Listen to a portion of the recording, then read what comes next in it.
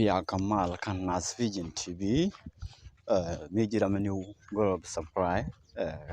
kam jala kam share kabi comment bona kabi notification bell bi join mi jira menu ko channel and welcome go ben Kamal ka channel an ko go subscribe tan no no go rajo ku de go nyodo ko no re men jojen en yagdo ti kokien kon keje kokon lel kokon top but ya kokon dur to dot kon ngu manyam bar la bar gui kon ke wo ko to nyon ti joje wo chi kon de yak but yaken kon dol kon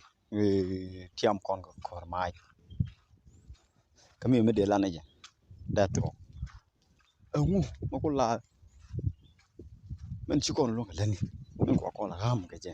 a joje wo tara kon power kete dial ka nyok bu joje ni wo te ka ne kon te ka power wan te ka power ndong kwa na la right keje bi ko joje lo tala ka power mo dong de ken ni to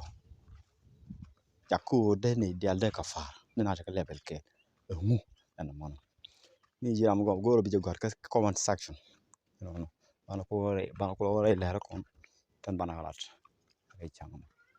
no na me kam ye la suggestion yen my followers dial